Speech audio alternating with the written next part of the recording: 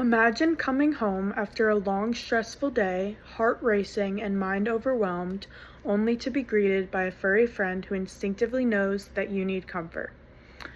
I have an emotional support animal of my own. He is my cat named Toby. I've had him for around 3 years now, and he helps my mental health so much. And whenever I'm like sad or down, he always comes to me and cuddles, and he gives me extra love because he knows I need it and I don't know what I would do without him. We all experience so much stress and emotional toll from school alone, not even including our outside lives. And I think we could all use something that makes us feel better and helps us make it through.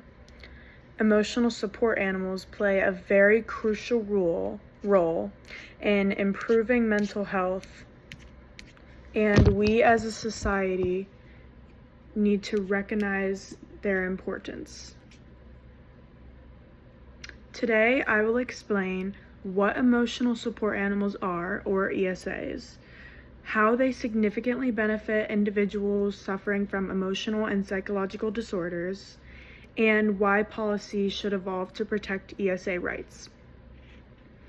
Let's begin by understanding what emotional support animals truly are and what they aren't. ESAs are animals that provide comfort and emotional support to individuals with diagnosed or emotional conditions.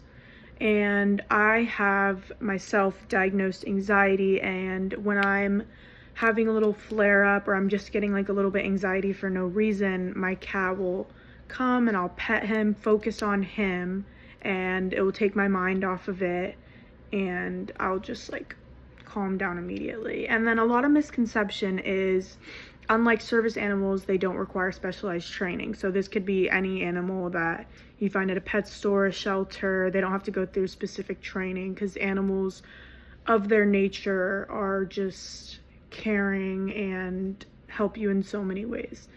And most of the time they can be prescribed by licensed mental health professionals.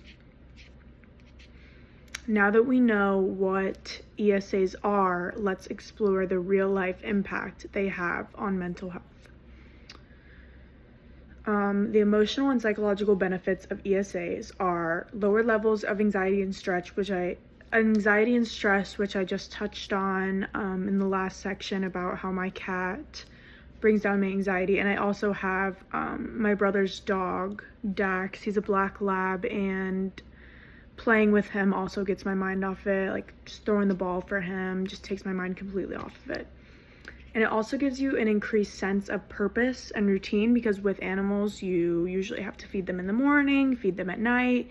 If you have like a dog, you usually have to take them on a walk every day, play fetch. With the cats, you have to make sure they're mentally stipulated, and so you have to play with them all day. And it also reduces feelings of loneliness and isolation, because even if you are alone, like you don't have any friends at the moment, you always have your pet, and your pet will always be there for you. I asked my roommate Carly, who also has an ESA that has impacted her life, and she stated, "My cat Mo is my best friend. He sleeps and cuddles with me every night, which in turn helps me get a good night's rest. He is always there for me throughout any struggles I have and shows no judgment, just comfort. And I don't know if I could make it without him." And despite ESA's proven benefits, their access and legitimacy are often misunderstood and restricted.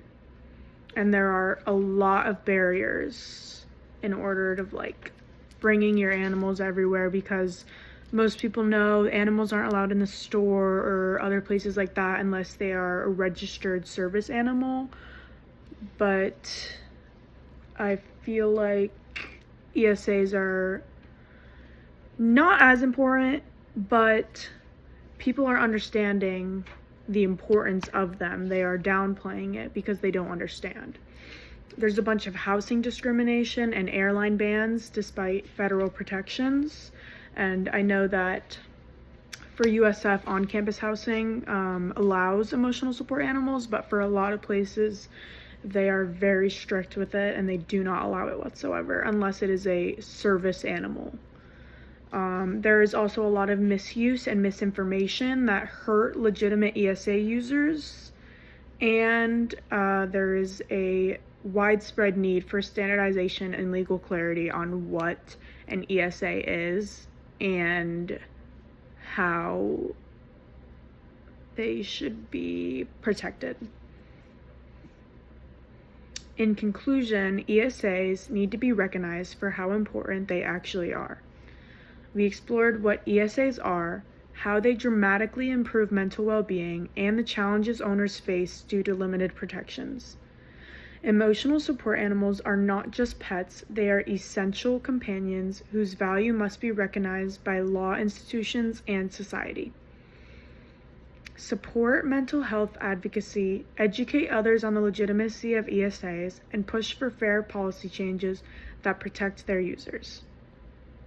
Emotional support animals change lives with compassion and understanding. We can make sure they continue to do so, or we should make sure that they continue to do so without fear or judgment. Thank you.